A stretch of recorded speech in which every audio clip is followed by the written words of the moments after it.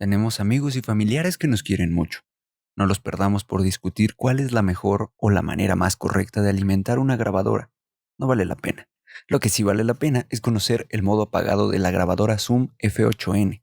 Antes de empezar con la acción, conozcamos cómo podemos alimentarla de energía.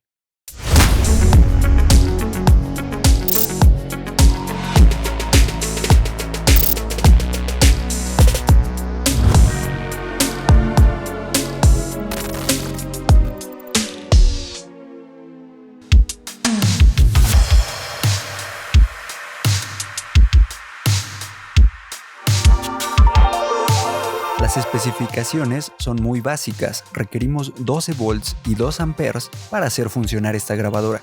Deberíamos de tener nuestro convertidor de corriente original, el AD19A/D. En caso de que lo perdamos, podemos reemplazarlo conociendo ese nombre, AD19, o bien buscar uno similar, teniendo en cuenta que soporte nuestra corriente inicial de 100 a 240 vatios y un máximo de 7 amperes. Eso prácticamente lo podemos encontrar fácil. El siguiente punto es que esa corriente esté limitada a 12 volts y 2 amperes y que tengamos un conector cilíndrico de 12 volts con un largo de 9 a 10 milímetros. Normalmente estos vienen identificados con la punta negra o amarilla. Aunque no sea ley, algunos fabricantes ponen estas puntas de colores acorde a la medida o entrada de los conectores. Pueden ser amarillos, rojos, negros o blancos. En especial cuando compramos juegos de adaptadores de corriente. Esto ayuda a identificarlos mejor. En dado caso de que tengamos la entrada correcta y el amperaje correcto, pero los voltios estén entre 9 y 18, necesitamos un adaptador IROS de 4 pines. Aquí vale la pena detenerse a ver la versión que tengamos. Si tenemos la F8, nuestro rango de voltaje va a ser menor. Si tenemos la F8N, este rango es el que vemos acá. Con este adaptador de 4 pines tenemos muchas posibilidades para hacer funcionar el equipo sin dañarlo. Mientras cumplamos con el amperaje, nuestros volts pueden variar, y esto lo podemos regular. Este adaptador lo podemos encontrar en múltiples versiones. Tenemos 4 pines a USB, a D-Tap, a jack, pero el oficial es este Zoom DHC1. Es un IROS de 4 pines con un conector hembra de 12 volts. Lo más profesional es que tengamos una pila NP con un conector D-Tap, pero acá no nos vamos a poner fresones. Muchas veces tenemos que rifarnos con material del pueblo. En este caso, una power bank de 20.000 mAh y una salida de 2.0 amperes. Esta va a ser nuestra power bank del pueblo. Y es más que suficiente si queremos algo guerrero y barato. Obviamente, estas pilas tienen una salida de 5 volts y necesitamos 12. Así que tenemos que hacer magia con un cubo de Lego. Sí, los cubos de Lego pueden concentrar 5 volts por ciclo, suministrando entre 11.7 y 12.5 volts. Con esto podemos hacer funcionar la grabadora por 10 o 12 horas seguidas, con una sola carga de power bank. Aquí el riesgo no es para la grabadora, sino para la power bank. Lo que corre el riesgo de perder funcionalidad es la power bank, debido a su modo de suministrar energía. Las power bank están diseñadas para entregar corriente por ciclos de carga. Un celular consume entre 4.000 y 5.000 mAh. Lo que hacen algunas power bank es cortar ese suministro cuando el celular llega a 100%. Eso tampoco es una regla, ya que depende de cada power bank. Acá engañamos esa carga por ciclos y la ponemos en modo de corriente continua.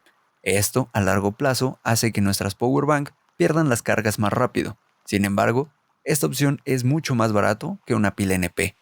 Adicional a esto, también podemos usar con el conector IROS de 4 pines unas pilas de 12 volts que normalmente conseguimos para alimentar focos LED con la misma capacidad de voltaje.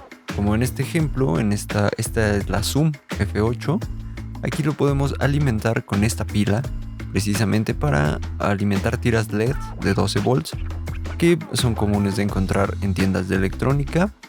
Estas pilas tienen un tiempo de vida un poquito corto a comparación de una pila NP, sin embargo por el precio sigue estando muy bien.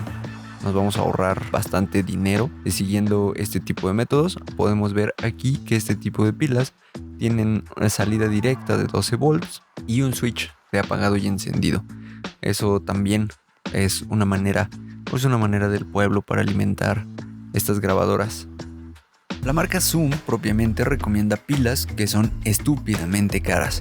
Anton Bauer, Nanocore, Dracast. Se vayan a la verga. Bueno, para que nos quede más claro los costos de una pila NP, vamos a B&H y busquemos una Core Nano.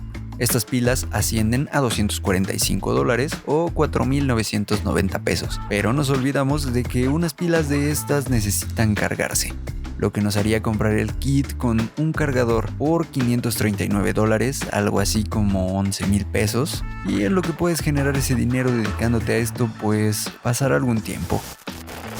También podemos usar pilas AA para encenderla. Estas pilas pueden ser HR6, LR6 o FR6, que son las alcalinas AA. Acá sí influye el tipo de pilas que usemos, en especial si estas van a ser nuestra única fuente de alimentación.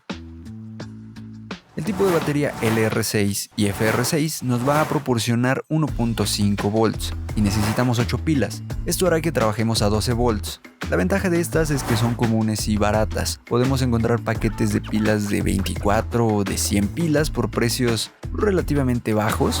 Otra de sus ventajas principales es que duran más, aunque grabemos con Phantom o grabemos muchos canales. Y en este mismo sentido, pues tendremos más calor en el equipo, lo que lo hace incómodo porque la mayoría de las veces usas esta grabadora pegada al cuerpo. Pero tenemos las maravillosas pilas recargables de níquel hidruro metálico, NIM o HR6. Estas son las pilas recargables, son un poco más caras, suministran 1.2 volts, es decir que vamos a trabajar a 9.6 volts. Esto se traduce a un equipo más fresco por más tiempo. Sí, un tiempo menor de uso, pero con la ventaja de que recargas y sigues. Yo no recomendaría depender de las pilas únicamente, pero sí usarlas siempre a manera de respaldo. Si una powerbank llegase a fallar o a descargarse, automáticamente las pilas empezarían a funcionar sin que se apague el equipo. Yo sé que muchas veces al iniciar la producción es imposible, por temas de dinero, tener todo lo necesario. Así que no te preocupes, en el calor de la batalla podrás ver si te es posible conectarte a una corriente directa o apagar la grabadora constantemente. Son cosas normales que se van solucionando, pero en principio, si tienes todo contemplado antes, te vas a preocupar mucho menos. Para encender la grabadora pulsamos el botón de Power 3 segundos, esperamos a que cargue la pantalla y cuando encienda podemos ver la carga en la esquina superior derecha. Ese número nos indica a qué voltaje trabajamos y la clase de batería. Dentro del software tenemos un semáforo de carga, verde, amarillo y rojo. Esto puede variar acorde a nuestra demanda.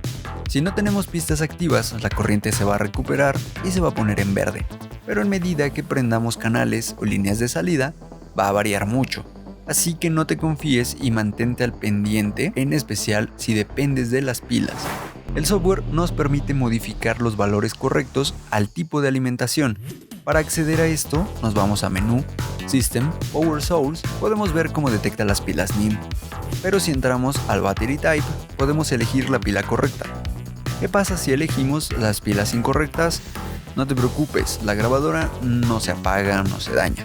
Simplemente que si pones litio o alcalinas cuando tienes NIM, exigirá los 1.5 volts que suministra este otro tipo de pilas, haciendo que duren menos. En el caso contrario, vas a poder exigir que solo se usen 1.2 volts para que puedas trabajar. Esto te va a recuperar una carga por unos cuantos minutos y después, pues la grabadora va a reconocer el voltaje correcto y se va a regular. Podemos determinar valores de apagado y valores nominales. Si seleccionamos el valor de apagado, nos aparece en qué voltaje se apagará la máquina cuando la pila suministre menos de este mínimo. De este modo podemos exprimir al máximo las pilas, aunque si cuentas con powerbank o pila NP, no lo pongas nunca al mínimo, ya que la descarga completa de las celdas no es lo mejor. Si contamos con eliminador de corriente podemos conectar la grabadora así. Esto es un hot plug. ¿Qué es un hot plug? Es un enchufe el cual está preparado para ser puesto o quitado con el equipo encendido. Igual, si perdemos corriente directa, no pasa nada, mientras tengamos pilas. Por eso, es buena idea tener las pilas siempre puestas. Ahora, si contamos con un Lego mágico o una pila NP, el proceso es igual. Lo conectamos y marcará EXT-DC. Esto quiere decir fuente de alimentación externa. Aquí tenemos nuestro suministro de energía. El LEGO normalmente oscila entre 11.8 volts y 12 volts. Entonces vamos a tener nuestro valor nominal lo más acercado a 12, que en este caso es lo mínimo. Si tuviéramos una pila de más voltaje, el valor nominal lo tenemos que acercar a ese valor de salida. Si movemos esta pila de 12 volts con un valor nominal mayor, simplemente nos la va a marcar como si la estuviéramos descargando. Si comparamos el diseño eléctrico de la F8 y la F8N, vamos a encontrar las siguientes similitudes. Ambas funcionan con pilas AA. Es el mismo adaptador de corriente de pared. Las diferencias es que si grabamos con 8 canales a 48 kHz con audífonos, la F8 nos dará 4.5 horas y la F8N 3.5 horas. Esto, que parece una desventaja, es consecuencia de una revisión extrema al funcionamiento eléctrico, ya que la principal diferencia entre estas dos versiones es que la Zoom F8 funciona con 9 volts a 16 y la F8N con 9 a 18. Estos números tan mínimos son un cambio radical en el funcionamiento del equipo, que obviamente esto nos hace a lo pendejo. Por ejemplo, con este cambio, nada más con este cambio, podemos alimentar la corriente del control externo FC-R8 mediante conexión USB, cosa que es imposible en la versión F8. Para concluir, el proceso de apagado es tan simple como apretar el botón Power 3 segundos y listo. Después de que apagues el equipo, no te olvides de apagar tu power bank, pila NP o desconectar el enchufe de la pared. Ahora ya sabes cómo alimentar una Zoom F8N. Nos vemos en el otro módulo.